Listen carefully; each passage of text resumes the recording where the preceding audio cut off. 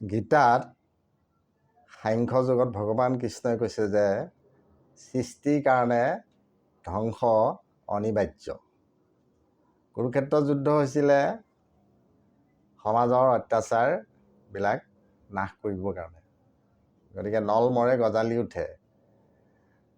ভাল কাম কৰোঁতাসকলৰ ফল ভাল হয় আৰু বেয়া কাম কৰিলে ফল বেয়া হয়। কৰ্মফল ঠিক তেনেধৰণেই গৈ থাকে।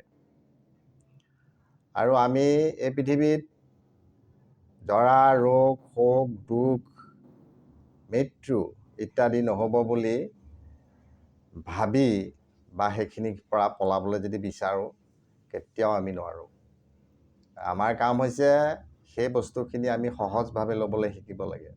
ভগৱানে সেইটোকে কৈছে, যিটো স্থিতপ্ৰজ্ঞ বুলি কয়, যে এইখন পৃথিৱীত দুখ শোক ৰোগ জৰা এইবোৰ থাকিবই। গতিকে আমি মানি ল'বলৈ শিকিব লাগে। তেতিয়া আমাৰ অসুবিধা নাথাকে, দুখ নাথাকে।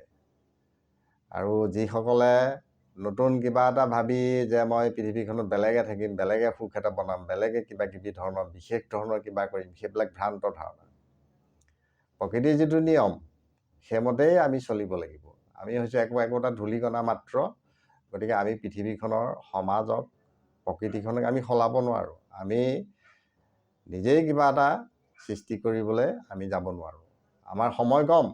আমাৰ এটা পিৰিয়ডত আমি পৃথিৱীলৈ আহিছোঁ, আমি যাবগৈ লাগিব। সেই কথাটো সদায় ভাবিব লাগে। পৃথিৱীলৈ মানুহক ভগৱানে কোনে কি কৰিব সেইমতে পঠিয়াই দিছে।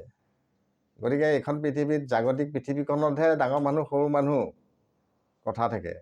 ডাঙৰ মানুহক গুৰুত্ব দিয়ে, সৰু মানুহক গুৰুত্ব নিদিয়ে।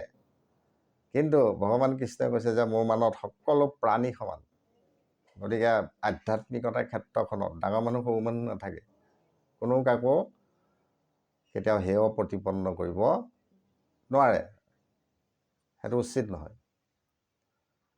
গতিকে এটা গাঁঠি দিলে যদি গাঁঠিটো মজবুত হয়, টান হয়, 10টা গাঁঠি দিবলৈ নোযোৱাই ভাল। গতিকে আমাৰ এই জীৱন চক্ৰটো স্থায়ী নহয়, এটা চক্ৰ চলি থাকিব। এই আহিব দুখ সুখ, মানে প্ৰকৃতিৰ ধুমুহা বৰষুণ ফৰকাল এইবিলাক বতৰৰ নিচিনাকৈ। কেতিয়া কি হ'ব আপুনি নাজানে। আপুনি কাম ভালকৈ কৰি গৈ থাকক। যাৰ যি কৰ্তব্য সময়ত আহে সেইখিনি শেষ কৰি দিয়ক। এনেকৈ কৰি গৈ থাকিলে আপুনি এদিন দেখিব আপোনাৰ নাওখন একদম ধুনীয়াকৈ চলি গৈ আছে, খেলি মেলি নাই হোৱা।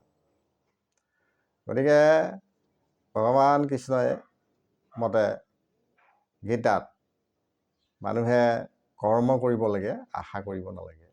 গতিকে প্ৰকৃতিৰ যিখিনি নিয়ম সেইখিনি পালন কৰি আকাশত চাং পাতি নাথাকি, গতিকে আমি যদি কামবোৰ যেতিয়া যিটো আহে ভাল কামবোৰ কৰি গৈ থাকোঁ, তেতিয়াহ'লে আমাৰ অসুবিধা নাথাকে।